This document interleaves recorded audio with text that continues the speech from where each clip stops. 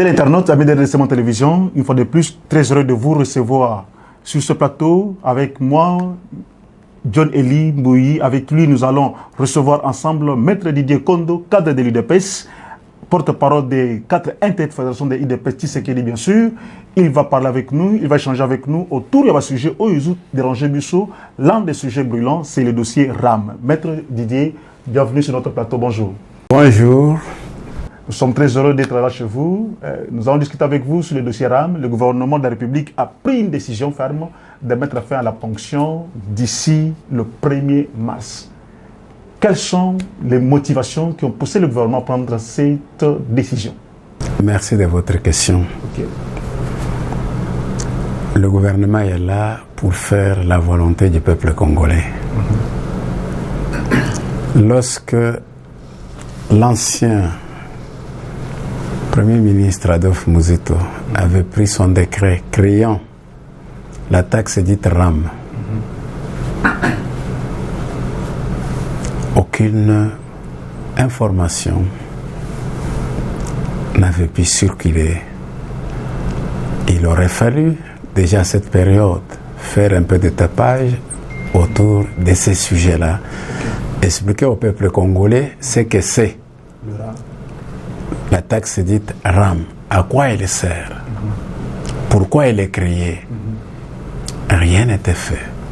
Il fallait organiser des séminaires de formation, il fallait envoyer des animateurs dans différentes chaînes de radio, différentes chaînes de télévision pour expliquer au peuple congolais ce que c'est. Mais à cause de ce manque d'information, de cette absence d'information, le peuple va considérer qu'on est en train de le tromper, on escroque, on prend son argent, ainsi de suite. C'est ainsi que le peuple a fait beaucoup de bruit. Le peuple ne s'est pas limité à son niveau à lui seul. Même au niveau de son prolongement, c'est-à-dire ses représentants au niveau du Parlement. On s'est réagi dans le même sens que le peuple. Alors que cette taxe RAM, c'est une taxe qui fait beaucoup de choses à travers le monde entier. Dans le monde entier, les gens ne vivent pas des produits de minerais, des produits de bois, de ceci, cela. Non, je ne dis pas que c'est à 100% qu'ils ne vivent pas de ça. En quelque sorte, ils en vivent aussi. Mais l'essentiel vient de la taxe, vient de l'impôt. Ce qui fait que la première richesse d'un pays, c'est sa population. Laquelle, lorsqu'elle est mieux instruite, lorsqu'elle comprend qu'elle a également des devoirs vis-à-vis de l'État, qu'elle doit aussi permettre à l'État d'évoluer, de développer le pays, de développer ce peuple-là, la population paye. Mais étant donné que chez nous, ça n'a pas été le cas, le peuple était non informé, et que le même peuple-là a réclamé la suppression de la taxe. Maître, le gouvernement... S'il vous plaît, maître, je voudrais que vous puissiez nous éclairer. C'était une taxe ou c'était un impôt? Parce qu'on avait du mal à définir le RAM. C'était une taxe. La DGRAD ne pouvait pas la justifier. C'était un impôt. La DGI ne pouvait pas le justifier non plus. Pourquoi cette ambiguïté? Il n'y a pas un problème d'ambiguïté. Parce que la taxe a été créée par un texte réglementaire, le décret du Premier ministre, Adolphe Muzito. La même taxe était également confirmée par le décret de Ilunga Kamba. Et dans ce décret-là, on parle de la taxe, on ne parle pas de l'impôt.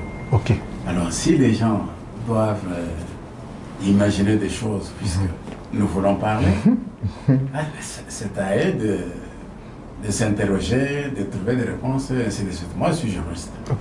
Le décret parle de la taxe. Donc, je ne vois pas pourquoi on doit mêler l'impôt à la taxe. Ça n'a pas de sens. Oui, maître, je pense que la taxe sera supprimée d'ici là. Vous, en tant que juriste, quelles sont les procédures judiciaires qui peuvent accompagner cette suppression? Est-ce qu'on va laisser impunis les gens qui ont instauré cette taxe? Vous savez, c'est bon de poser la question parce que vous devez connaître, vous devez le savoir. La taxe sera supprimée au niveau de la population congolaise, laquelle est utilisatrice des appareils mobiles, des appareils cellulaires. Okay. Vous comprenez? On supprime puisque la population estime qu'elle est volée, qu'elle est escroquée. Mais la taxe n'est pas en réalité supprimée, puisque l'État congolais va jouer, le gouvernement va jouer le rôle de cette population-là congolaise. L'État congolais, le gouvernement congolais va prendre en charge cette taxe-là sur nos téléphones cellulaires de première ou de seconde main. Le gouvernement va payer. Dès lors que la taxe ne sera pas réellement supprimée, qu'elle va toujours être opérationnelle, sauf que cette fois-ci le gouvernement prend la charge de tous les Congolais. Alors qui devra faire des plaintes? Si on avait supprimé la taxe définitivement en disant que dans notre pays, cette taxe ne pourra plus exister, là on peut comprendre que la population dise voilà, il y a ce... Non. Mais ici c'est tout simplement changement de personnes devant prendre la charge du paiement. C'est tout. Mais la taxe existe, elle n'est pas supprimée, elle ne sera pas supprimée.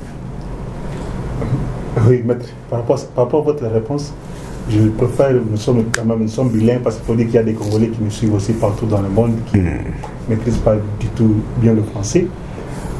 Un peu en lingala, vous pouvez expliquer comment aux gens, taxe koufi, babombi, tout pays ndengeni, vous pouvez nous expliquer un peu mieux en lingala.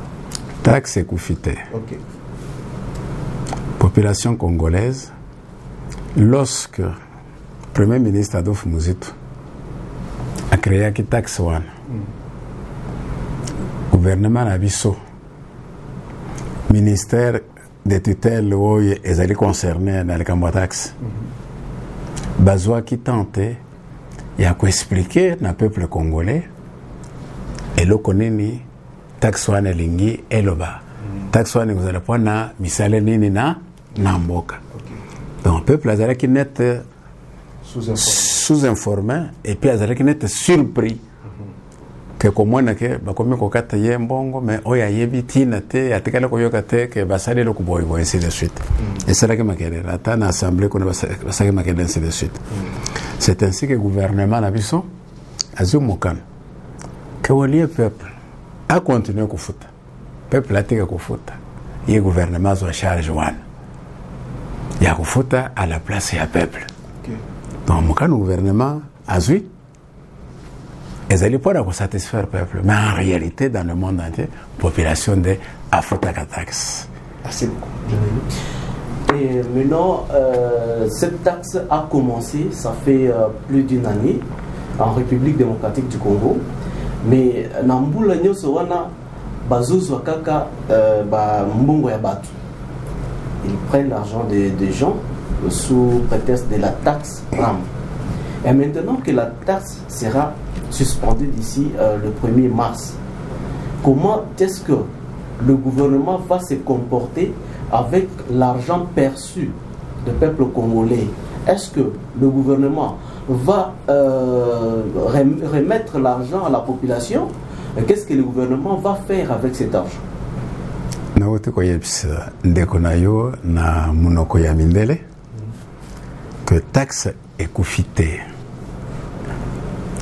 taxe ezokufana misi ya population parce que population akofutika la kofuta yango de susu te jusqu'à nouvel ordre. Gouvernement andimi azwa mokumba ya peuple ya kufuta taxe abanda kofuta. C'est-à-dire que taxe ekufite taxe ezali sauf que tu as changé redevable au liage à la population, et comme le gouvernement a fait foot. Na place, il y a redevable population et un beau cannabis.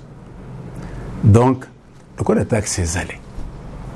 Basala la taxe pour na musala précis ou misala précis. Mbongo yo bazala qui percevoir et qu'il y a poche à motote. Ezala qui perçu. Ezala qui perçu dirigé na makambo ya misala ebele. Tobo sanete kana mboka na biso. Tobo makambo gratuité enseignement. En dehors ya gratuité d'enseignement. Kotonga mboka ezo senga misolo. Ce qui mbongo wana ba utiliser na cadre wana okenda wasenga ke bazongisira yo bezali mbongo ya mboka na yo yayo mesali misala mboka na yo misala wana ezo bénéficier na yo na biso banso pe na bana na biso na ba génération future na biso ainsi de suite. Donc to sepeli lokola peuple azasos na mogombo wana te lokola boyaki et que to sepeli de sous lokola gouvernement alobi lokola esengeli kozala na mbongo mpona kotonga mboka mpona kosala misala ya mboka iye moko na oyo eteli taxe wana abanda kofuta yango mabe ezali te. Maître, je vous ai bien suivi. Vous avez dit que c'est juste, on a changé la sujetie. C'est le gouvernement congolais, présentement, qui va prendre la charge de cette taxe. Oui. Et maintenant, la question est la suivante. Est-ce qu'un jour, le gouvernement congolais a collé et pas population? Papa, réponse est simple. Écoutez, pour toujours. Parce qu'aujourd'hui, population en Boka a bandit qu'on comprendre ce que c'est la taxe appelée RAM. A bandit qu'on comprendre. Ce que le gouvernement a bagé sous ba tournayer, ou ba kozala, bazo former, bazo informer, bazo expliquer ce que c'est taxe wana na ba radio, na ba télévision, na ba journal, ainsi de suite. Et quand on est que c'est quoi, peuple à comprendre à 100% le bien fondé. Pourquoi pas à quoi la population à ça pas en arrière, à revenir à la raison. Parce que tout ce que nous tous nous avons condamné est un manque d'information. Motoyer bien le côté, ou yebisi était, ou expliquer était, à la mkanatongo boya, salaboy, footboy, ainsi de suite. Ça ne se fait pas comme ça. Na bamboko nyo sankure mobimba, ba prépara kabatu. Or, ao ba préparer batute. Voilà pourquoi peuple a longi côté wana. Mais ce qui te constate, le gouvernement a constaté que peuple a comprendre à 100%. Mais à cause que ce peuple n'a obligation à y. Parce que le gouvernement se permet à lobby, tout fout quand même la place à peuple, puisque le peuple a raison, il a qui informé. Azali surpris. C'est pourquoi bazo foot. Mais tant que surprise, nous sommes allés essayer de tirer dans le village. Maintenant, soyez bien importance, il y a RAM. Pourquoi le gouvernement, à cause que ça me comble pas, il y a assujetti, redevable, il y a sengri, à foot. Maître, une dernière question. C'est sur la taxe RAM. Nous pensions que c'était plutôt le téléphone qui doit être facturé. C'est le téléphone qui doit payer et non le numéro ou la carte SIM. Mais sur le terrain, comme Monica dit, on dirait nous avons un téléphone et côté de SIM, mais on a besoin de palquer RAM sur le SIM. C'est une cacophonie. Quand on parle de deux SIM, les deux SIM ne peuvent pas porter un seul numéro. Les deux SIM portent deux numéros différents et il est normal qu'on taxe les deux numéros. Puisque ça se dit registre d'appareil mobile. Pas des SIM. Pas des SIM. On devait faire sur. Ce n'est pas parce que l'État ne maîtrise pas le rouage, n'a pas bien maîtrisé le rouage. Il a dit qu'il suspend un peu, il va revenir. Je vous dis la vérité, il s'agit de deux numéros. Ok. Il s'agit bel et bien de deux numéros. Si c'est lui qui utilise les deux numéros n'a pas signalé que les deux numéros se trouvent dans un seul appareil, comment ceux qui imposent la taxe sauront que le monsieur ici utilise un seul appareil? Parce qu'il y a deux numéros qui apparaissent. Là, c'est également le manque d'information. Moi, je crois que tant que bakomanda qui sabatu, bako signaler bango que ceux qui osana même 5 cartes SIM, mais sur l'appareil moko, faudrait aussi signaler que vous utilisez que 5 cartes SIM, mais nous sur un appareil moko pour offrir un appareil moko. Mais ce que signaler, tu vas deviner, tu vas comprendre kaka.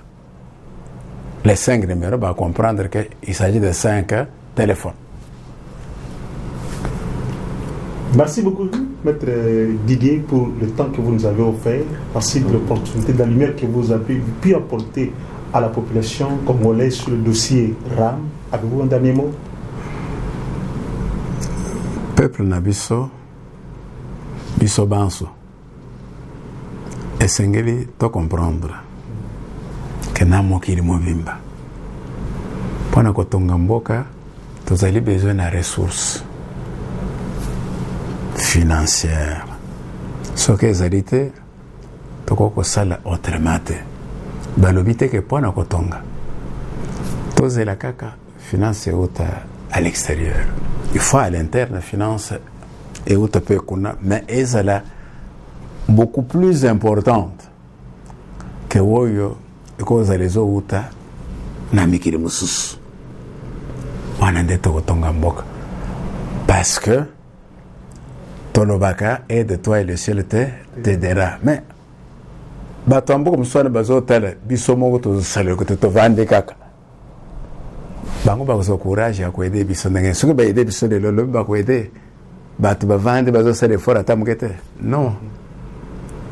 Voilà pourquoi il faut comprendre que impôt na mboka, taxe na mboka, ezali pona kotonga mboka ko sala misala ya mboka ko supporter tous les grands projets et mboka oyo komisa mboka dikolo et comme mboka di bosso et comme mboka ezala modèle ezala exemplaire le ko tozor ba les États-Unis, tozor ba Allemagne, tozor ba Angleterre, ainsi de suite.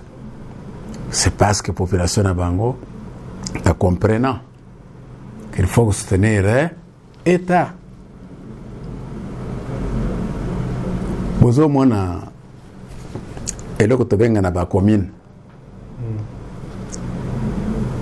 Acte ya état civil. Mais batori boso ya kosala ngo banani ba romain. Tango bakiriaki état na Bango ya Rome. Et que l'État azalaki na ressources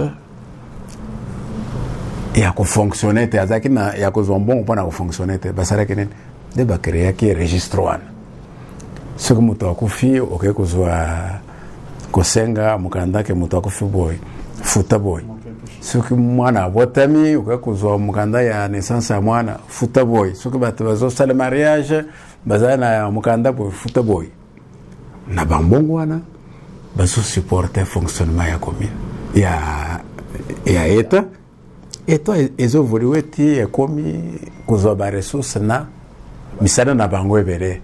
Donc vous savez to comprendre mais que to comme le na 61 na to ressources na enate donc to yebake to na makambo esengeli to comprendre esengeli to ça puisque c'est le devoir de chaque citoyen ya ko soutenir état na ye.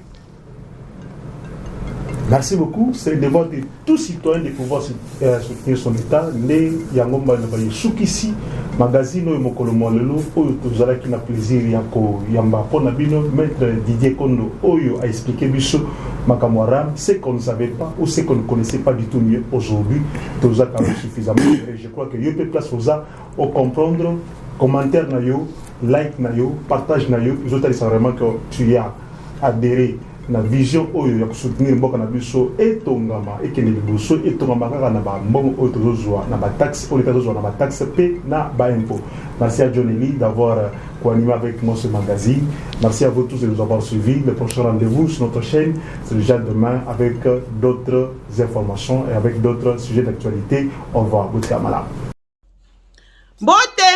Mbote bandeko nanga nyonso bozali na kati ya RDC na elibino nini lelo na elibino lisolo ya RDC Monde. RDC Monde ezali nini? Ezali association oyo tosangisaka bambongo po ete to contribue pe na développement na kati ya mboka na biso. Na RDC Monde transparence ezali, na RDC Monde bolingo ezali. Soki otie mbongo na yo okoyeba place ezokende ezosala nini, tozokende liboso muke toza batu te oyo ke tobandi eloko apres tozongi sima te, tozali wana boya totonga mboka elongo bandeko. C'est bien votre informaticien Jean-Paul Canida qui vous salue et vous présente le bilan de RDC Monde 2021. Alors je dis bravo à tous les membres qui ont gardé leur cap de versement mensuel et annuel pendant cette période de Covid. Comme vous voyez, la Suisse reste toujours devant la Belgique, la France, le suivi des États-Unis, l'Allemagne. Mais en tout cas, bravo pour tous les pays qui ont participé. Notre but, c'est d'atteindre 100 000 pour commencer notre premier projet grandiose et même peut-être plus de projets. À la banque, actuellement, nous avons 59 168 000. Alors, mes frères et sœurs, RDC Monde, ceux qui hésitent, venez. N'hésitez plus. Allez, RDC Monde, toujours de l'avant. Merci.